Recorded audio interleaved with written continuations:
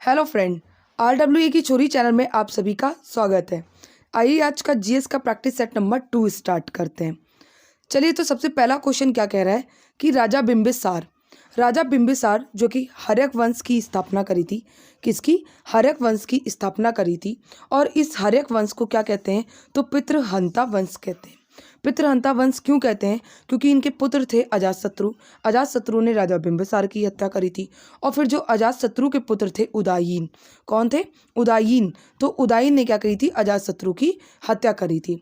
और क्या कहते हैं, बिंबिसार के दरबार में एक प्रसिद्ध चिकित्सक थे, तो उनका क्या नाम था? जीवक नाम था, जो कि बुद्ध के भी क्या थे? तो निजी चिकित्सक थे।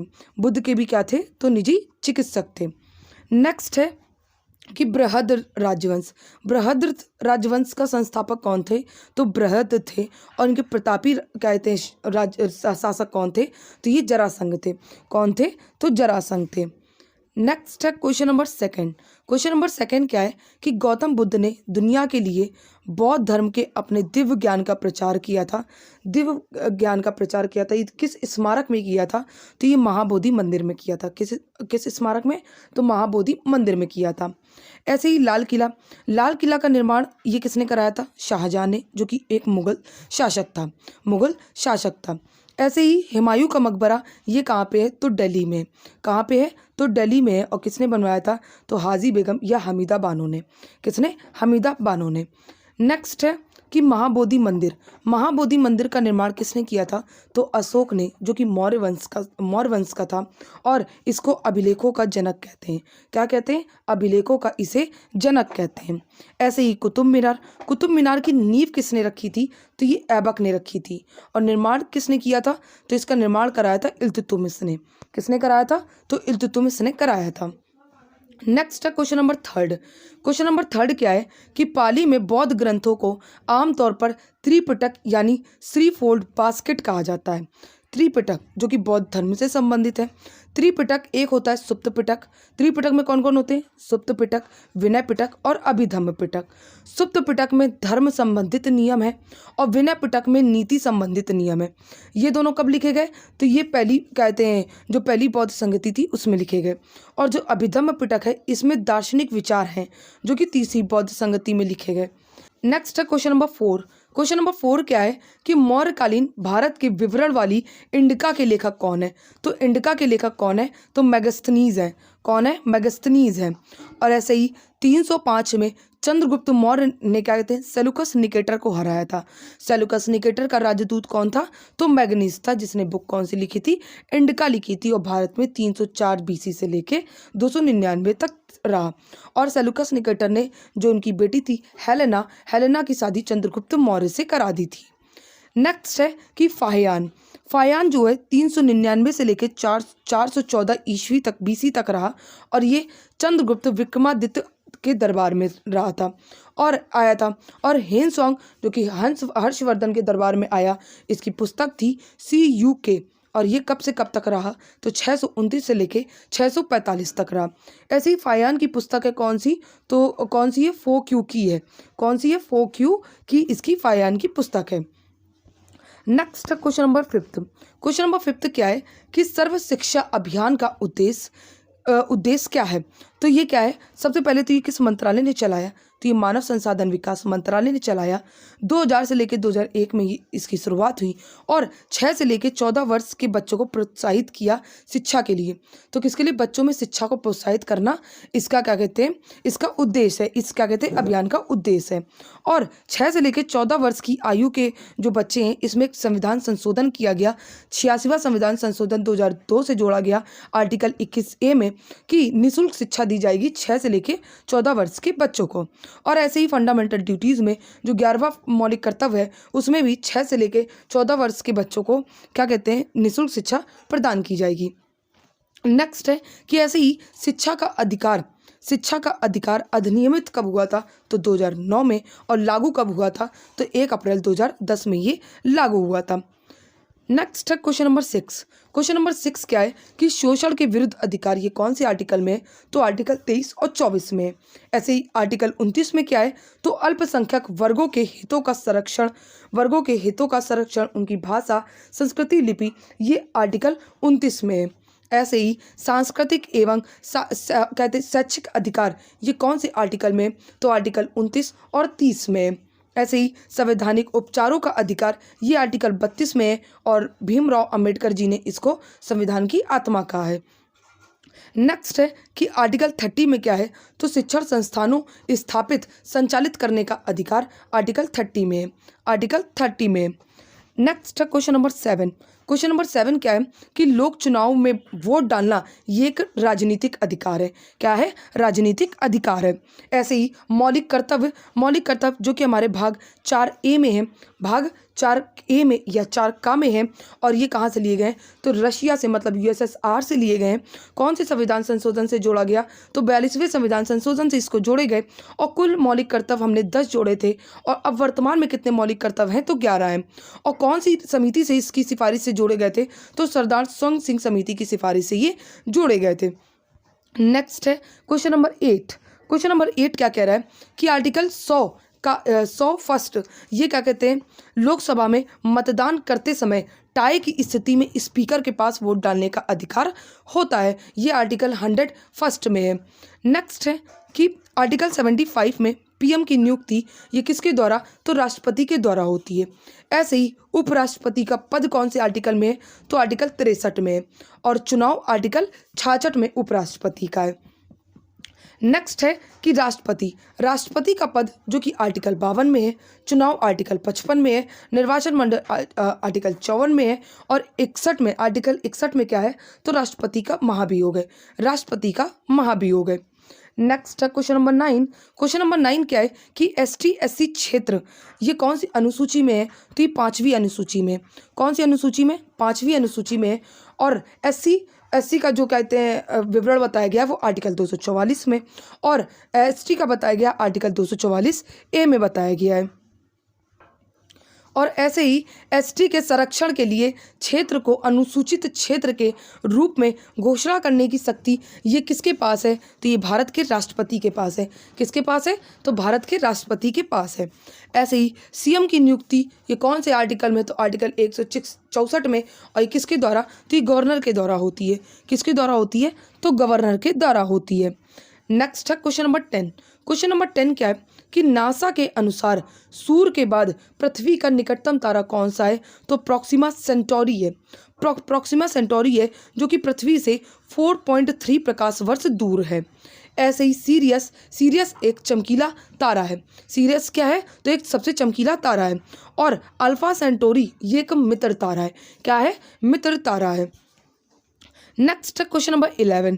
क्वेश्चन नंबर 11 क्या कह रहा है कि कौन सा ग्रह एक प्राचीन झील की उपस्थिति के प्रमाण की खोज अगस्त 2015 में शोधकों के एक दल ने किया था, तो ये कौन से ग्रह में किया था, मंगल में किया था, जिसमें एक प्राचीन झील की उपस्थिति के प्रमाण की खोज करी गई है।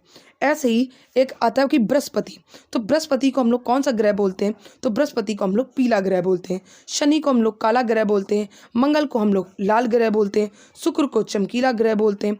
और लेटा हुआ ग्रह कौन सा होता है, तो अरुण होता है, क्योंकि वो अपने अक्ष से 98 डिग्री झुका हुआ होता है। ऐसे ही वरुण को हम लोग हरा ग्रह कहते हैं। क्या कहते हैं, तो हरा ग्रह कहते हैं। नेक्स्ट है क्वेश्चन नंबर 12। क्वेश्चन नंबर 12 क्या है कि 3 जनवरी को पृथ्वी की स्थिति सूर्य के पास होती है, जिस क्रिया को हम लोग उपसौर कहते हैं। ऐसे ही 4 जुलाई को क्या कहते हैं, पृथ्वी कहते हैं सूर्य से दूर होता है, और इसको हम लोग अपसौर कहते हैं, और ये 15.2 करोड़ किलोमीटर दूर होता है। और जब 3 जनवरी को 14.7 करोड़ किलोमीटर होता है दूर। नेक्स्ट है क्वेश्चन नंबर 13। क्वेश्चन नंबर 13 क्या है कि नागा अर्जुन सागर बांध जो कि कृष्णा नदी पर है। ऐसे ही नर्मदा नदी पर कौन सा बांध है, तो सरदार सरोवर बांध है। महानदी पर हीराकुंड बांध है, और भागीरथी पर टिहरी बांध है। कौन सा बांध है, तो टिहरी बांध है। नेक्स्ट है question number 14।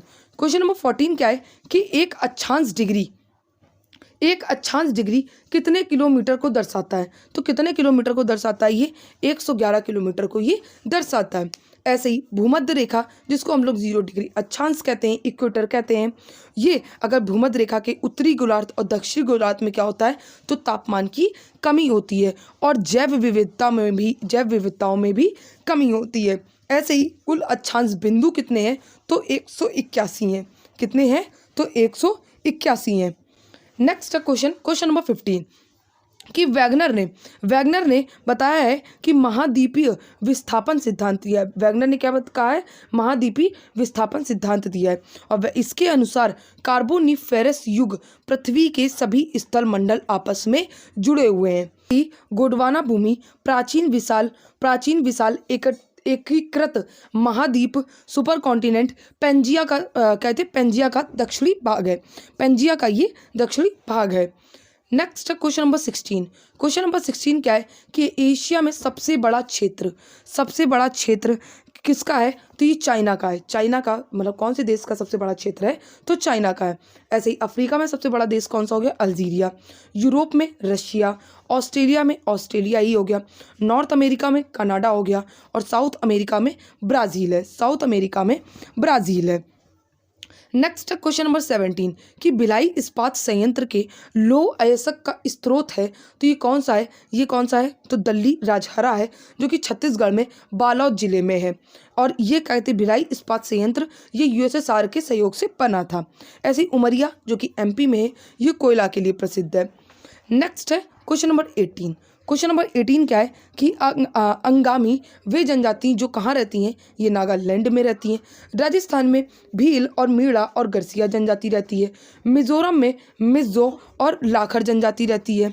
Andaman and Nicobar में सेंटलीज कहते जनजाति रहती है। नेक्स्ट है क्वेश्चन नंबर 19। क्वेश्चन नंबर 19 क्या है कि पेमा यांगसे मठ जो कि सबसे प्राचीन मठों में से गिना जाता है और ये निगमा बौद्धों से संबंधित है और ये किस राज्य में स्थित है? तो ये सिक्किम में स्थित है। किस राज्य में स्थित है? तो ये सिक्किम में स्थित है। नेक्स्ट है क्वेश्चन नंबर 20। क्वेश्चन नंबर 20 क्या है कि Indian grain storage management and research institute ये कहाँ पे स्थित है? तो हापुड़ में स्थित है।